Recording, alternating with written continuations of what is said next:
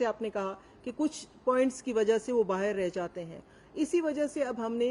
جو ہے ہر 3 سال کے بعد ری سرٹیفکیشن کا پروسیس بھی شروع کیا ہے کہ ہم ری سرٹیفکیشن کریں کہ ہم نے 3 سال آپ کی مدد کر لی, آپ کی زندگی میں آپ کے مالی آمدن میں کوئی فرق آیا یا نہیں آیا, تو اس سے بھی جو ہے ہر 3 سال بعد لوگ ایگزٹ کریں گے جو بہتر زندگی کی طرف جا چکے ہیں, تو ہمارے پاس مزید جگہ بنے گی. یہ اسی سلسلے کی جو ہے یہ کڑیاں ہیں. اور جیسا کہ آپ نے پوچھا ہے بینکنگ ماڈل کی وجہ سے, تو نیا بینکنگ ماڈل ابھی کچھ عرصہ پہلے ہی جو ہے متعارف ہوا ہے, اور اس کی ہماری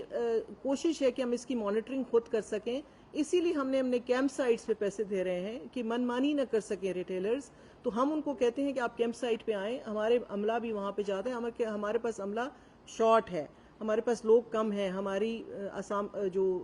تھیں پوزیشن زیادہ ہیں, لیکن I don't know for what reason ہمارے پاس وہ اتنا لوگوں کو امپلائی نہیں کیا گیا. تو وہ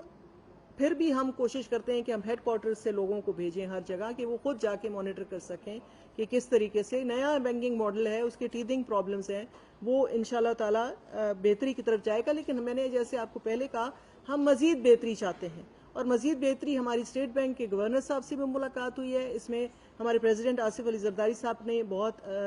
بڑا رول ادا کیا ہے, انہوں نے ڈائریکشن دی ہے. ہماری اسٹینڈنگ کمیٹیاں جو ہیں سینٹ کی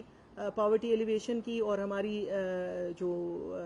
نیشنل اسمبلی کی اسٹینڈنگ کمیٹیاں, ان دونوں نے جو ہے اس میں اپنا ان پٹ وہ دے رہی ہیں کہ ہم کسی نہ کسی طریقے سے اپنی بینیفیشری کو ڈائریکٹ بینک اکاؤنٹ کے ساتھ کنیکٹ کر دیں, تاکہ یہ جو مڈل مین کا جو مسئلہ ہے یہ ختم ہو جائے. تو آپ کا بھی تعاون چاہیے, آپ کی بھی گائیڈنس چاہیے. ہم چاہتے ہیں کہ جائیں جیسے ہم اور آپ جاتے ہیں, اپنے اکاؤنٹ میں سے پیسے نکالتے ہیں, چیک لکھتے ہیں, پیسے نکال کے لے آتے ہیں, ان کو بھی وہ طریقہ کار میسر ہم کر سکیں کہ وہ جائیں اپنے پیسے نکالیں, کسی تیسرے بندے کے پاس ان کو جانے کی ضرورت نہ پڑے. شکریہ, تھینک یو.